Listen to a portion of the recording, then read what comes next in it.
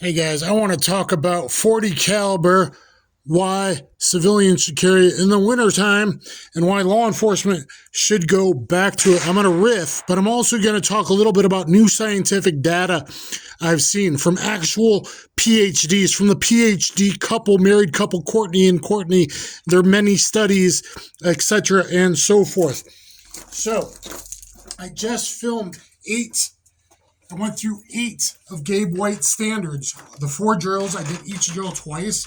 And again, I passed, I think, at least 5 out of 8 from outside the waistband, leather holsters, so not the fastest like Kydex and Bendix, with a subcompact, this subcompact fortay. I'm at the enclosed range. I'm alone right now. You might hear a little bit of gunfire over there at the rifle range. I'm the only one here now that is pointed at a berm right now, and we are empty, okay? So, I just proved it again. I don't shoot 40 all the time, but I just proved it again that it's not as snappy as everyone said in any kind of firearm, any kind of pistol actually engineered and designed for it. That weren't just barrel swapped Glocks back in the day that were too light to handle the recoil. Glock Gen 5s are like 2.5 ounces heavier with a thicker slide, doesn't fit the same holsters, made for the Brazilian police, if you didn't know that. So Gen 5s are finally engineered for 40, but you had pistols like all the HKs were made for 40, USP, etc. You had the Sig P229, which is a little heavy for carry loaded, but certainly Secret Service and many others loved it in both 40 cal and 357 Sig. But 40 is an actual amazing cartridge. It is not as snappy as people say if you have good recoil control. So, not only are you getting way more surface area, as I've talked about before, with a good Hollowpoint, comparing HSTs to HSTs, it's 1.65 times more tissue crush, the actual hole destroying tissue going through the body, which we're going to talk about that, but I'm also going to get in some of this new data I've been able to find, scientific data. So, it's not in heavy clothing, where you have to go through 8 layers of clothing in the wintertime, especially up north, but even down in the south, in the wintertime when it's below freezing and you got 8 layers on, right? At least 8, because you got at least 4 or 5. That'd be like 10 if it went through the arm, because it'd go through there, it'd exit out there, it'd go through there again, or multiple pockets like Paul Harrell said in his 9 vs 40 video. You should definitely check out. 40's less likely to clog. And even the cheap Hollowpoints do really well. I sent a bunch to GarandThumb Revolver. Look at GarandThumb Revolver, make 40 great again. Every Hollowpoint he's tested so far, except one, the UMC, which was completely shitty and never expands, even in Lucky Gunner as well, testing. Every 40 is done phenomenally well. You're going to have more expansion, more tissue crush, which is what everyone can agree on, even though they don't realize the importance of it. But not only that, you're going to have way higher peak pressure wave in the 1 inch surrounding the bullet path, at least probably in the first 15 centimeters, E15, which it is called in the scientific world, E15, and the 5.9 inches of the first, which any hunter could tell you, and me and GarandThumb have hypothesized, and now it all adds up to actual scientific math. 5.9 inches was also the Secret Service used in their ammunition testing, secret tests they did back in the day. I'd like to find out more information about that if I can find the whole study. But the first 5.9 inches or 15 centimeters, at least that far, but the 1 inch, basically you can measure it surrounding the peak pressure wave through the bullet path. Not only that, but then Courtney and Courtney, PhD, married couple, did a lot of studies on peak retarding forces, which is anywhere from that 2 centimeter to about 10 centimeter, where the pressure peaks out from a Hollowpoint, or any round for that matter, but especially a Hollowpoint that expands rapidly with a short neck, boom, you're going to hit that peak retarding force. May actually be better if that was more like 4 inches into the body. That way it would be more into the lung cavity, upper thoracic cavity, than the 2 inch, which is more typical neck, where it expands or even shreds, which people say is no good. Well, they're wrong if you look at all the street data of 9 BPLE and 357 Magnum, 125 grain sub-jacketed Hollowpoints, etc. It all adds up now that we have more scientific data. Everything that kind of me and GarandThumb have kind of talked about, I found the data that backs that up. 40 is going to have a much higher peak retarding force and higher peak pressure wave than 9mm. Has more muzzle energy. How much more? Well, instead of like 350, 380, right, you're going to get like 410 to 480. And you could even probably design rounds at 500 muzzle energy from 4.5-inch barrel law enforcement full-size pistols. Which when you approach that 500, kind of magic happens, and there's studies on deer that also back that up, etc. So if you get up towards 500 muzzle energy, then a little extra magic happens.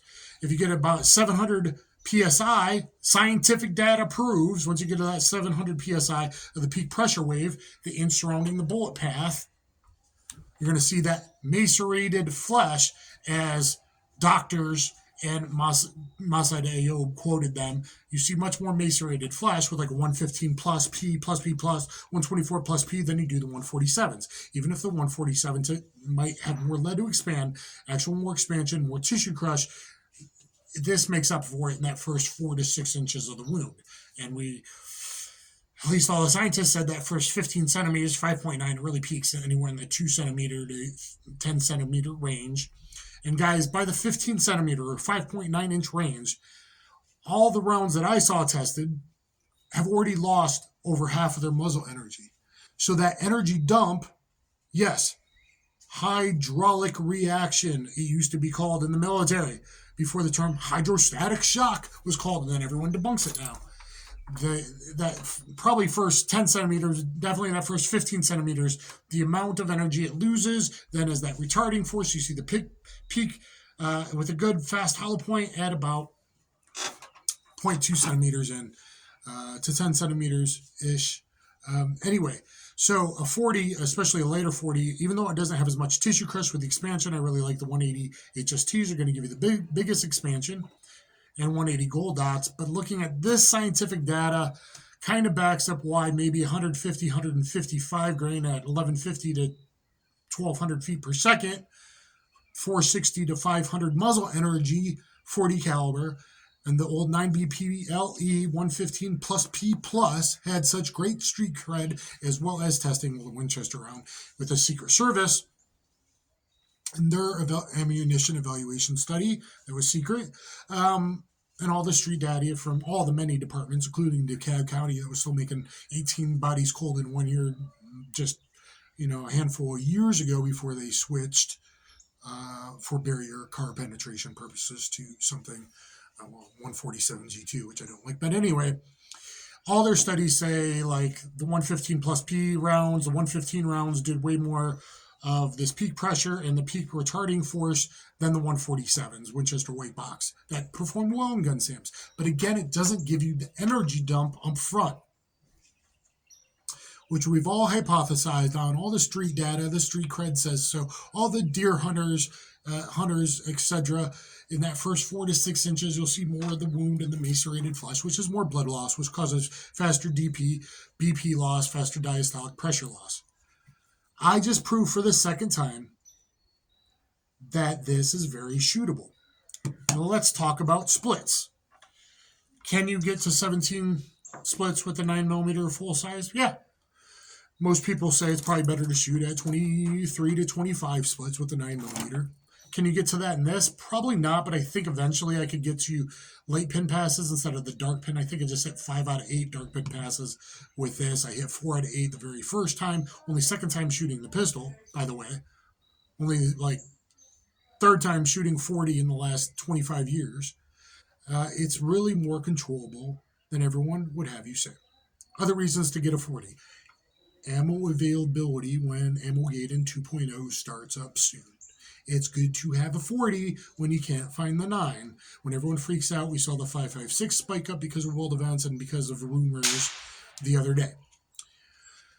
You can find very good, not only for $300 for 1,000 rounds. Yeah, I found it last night. We pick up 500 more rounds of 40. But I was able to pick up all kinds of great Hollowpoints mixed bag for very, very cheap. Okay? Same 150 for 500, actually. You also found good box. I found good box gold dots, HSTs, etc. for very, very cheap. I can find nude boxes for pretty cheap on a website I checked today. I have the 180s. I could pick up the 165s as well. I think law enforcement would actually be better suited, at least in not the coldest states, or maybe coldest states with cars involved, state troopers, etc.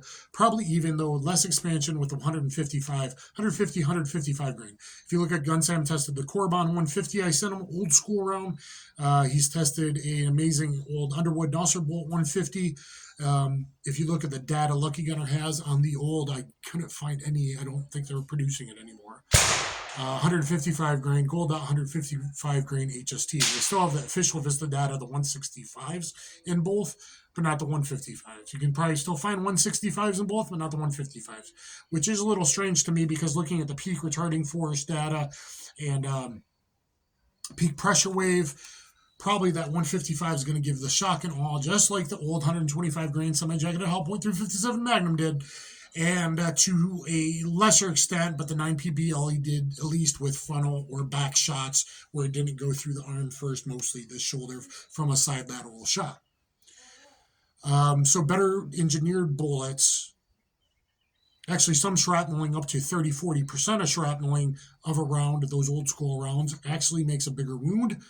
The science shows that, now that I found it, which is what everyone thought, and everyone goes, well, I always suggest that if you lose 30%, that's probably okay. And everyone's like, no, you can't have full 99% weight retention. That's probably not true. Now, when you're dealing with windshield glass auto bodies, changes a little bit. So you'd probably want a gold dot or an HST, law enforcement, 155 grain. Now, civilians, you probably want to use a 40 if you can. Get a subcompact 40 for winter carry. You'd probably be better suited if you're a good shooter with good recoil control. And if you're not, fucking train more, learn how to grip the damn pistol and do some damn push-ups so you have good, strong forearms and shoulders. Okay? You can really bear down on it. All right? Because you shouldn't be able to shoot thousands of rounds with this limp, warm noodle. Do you think in a defensive gun use, when you're surprised, you're going to be going, I'm just shooting at the right? You know, you're going to fucking grab that shit and fight. Okay? So, sorry, it's a little skew. I see that now. But you can buy used pistols for ridiculously cheap. Good used pistols. Which are some pistols that were made for 40? Well, now a new Gen 5 Glock. I haven't shot one, I'd like to. But the M&P series with a 4.5, or 4.25, whatever it is, 5-inch barrel like GarandThumb uses. Great velocity, great muzzle energy. Oh my God. Instead of 500 muzzle energy, that Corbon round from the 5-inch barrel got, I think he said 580. That's a lot of muzzle energy. Once you really get approaching a 500, things change a bit. Hunters can tell you so. People that have shot critters can tell you so. People that have shot coyotes can tell you so. And people that have shot people that can tell you so. All the law enforcement people, again, on GarandThumb saying, how many OIS you had? 3. He said 2 dropped with 1 shot and lived to the lungs, upper thoracic, and 1 multiple shots, dead immediately. I believe that poster that said that, and other hearsay I've heard about it and whatnot. But you can buy great used pistols for cheap in 40, and you should have at least one when Ammogeddon 2.0 starts. Okay? See 1984 take 2. Which are great pistols in 40? M&P? Yeah, made for it. P99s? Yeah, made for it. Originally, actually engineered for it. USP, and I assume all that engineering data can be carried over the USP compact, P2000s, P30s. I don't know, but guessing so in the VP40s, right? Maybe a little more snappy than like a P30 with the recoil reducer in there. But a lot of 40s are going to do really great. P229, probably a little heavy for carry, but anyone that had one and was shooting bad guys with 40 was very impressed with it. Okay? FNS, FN40C, those are probably really good pistols. I know they're supposedly a problem, but anyway, it's not that big a deal to me. But FNS40, FNX40, I'd love to get one. An FNX40, hammer fired. A P2040, I might pick up just because, damn, a P2000 is such a great carry pistol. And I'm sure that all the HKs can handle recoil plus B plus 9mm so well, they can probably handle 40 really, really good too. I'm sure I missed a couple that I wanted to say, but there's a lot of great pistols that were made in 40 that were actually engineered for 40 and that aren't going to recoil bad like a very lightweight plastic Glock before the Gen 5. Why did it change? Okay, so if you based it on like a lightweight car or a Glock 23, my first pistol I bought when I was 18, by the way, Glock 23, because capacity to power does matter. 350 to 380 feet muzzle energy versus 410 to 500 muzzle energy, a big difference. The tissue crust is a big difference. No one will argue that. They will argue, well, 9mm is just as good, but they make no sense when they're actually going off data and Faulkner and all that before that. But now that we have the peak pressure wave and the peak retarding force, then you go, maybe that's why guys with 357 Magnum were dropping so fast. You gonna go right to shooting? Okay, let me get my ears on. You got ears on? No, you're good. Okay. I'm looking right now. So okay. Good. You look if you want. Let me know when you're ready because I'm doing a video. Yeah. So guys, capacity to power ratio, 13 plus 1 on subcompact. Law enforcement, 15 plus 1. The amount of tissue crushing damage you can do with those 14 or 16 rounds is way higher than even an 18 round, 20 round 9mm. It just is. 9mm, if cops are going to stay with 9mm, would be much better suited having spear or getting the Underwood loading of the 124 plus P. In a full-size pistol, the recoil is not that bad from going from a plus P to a plus P plus. And the amount of peak pressure wave and peak retarding force is going to be the shock and awe and the psychological stops that people are going to be able to get. You're going to see way better stops from lower amount of hits. So they should go to a 40. The ammo is much cheaper now. It's going to keep getting cheaper, even for the good Hollowpoints. Yes, it's amazing. The firearms are cheaper. The modern firearms like a VP40 and 2.0 M&Ps are made for it and handle the recoil just fine. There's a lot of great stuff out there for 40. So I gave you more information. Again, HST 180 versus 124 plus P. HST, my favorite 9mm load overall in most pistols, including short barrels.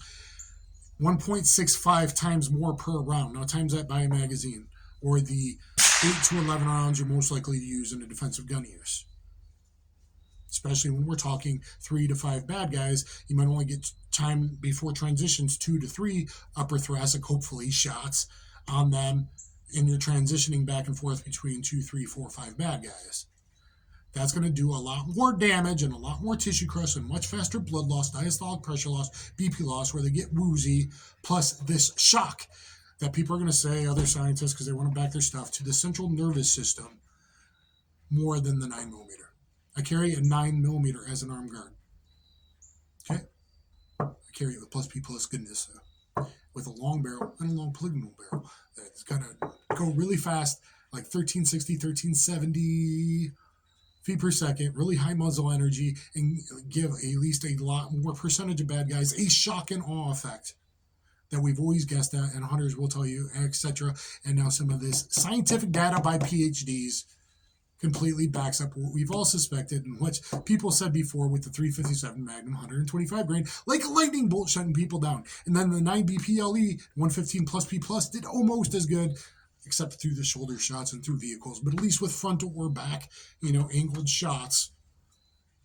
And even for civilians, if you want to make your first 3 to 5 rounds a shocker round, a higher velocity round that at least gets about 9.5, 10 inches of penetration in real gel, which is more like 12 in clear gel, or 10 in Gun Sam's MDF testing, which you can really trust your life on, in my opinion, because all the numbers to official real gel makes the clear gel with the MDF 3 inches in.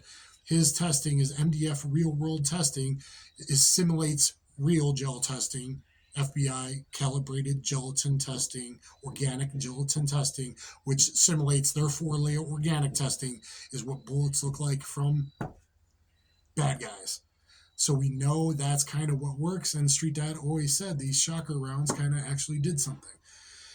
Now, if you want the first 3 to 5 in your gun to be that, I've kind of done that in some that can handle the recoil, and then maybe go to heavier stuff after that, as long as you're a good shooter.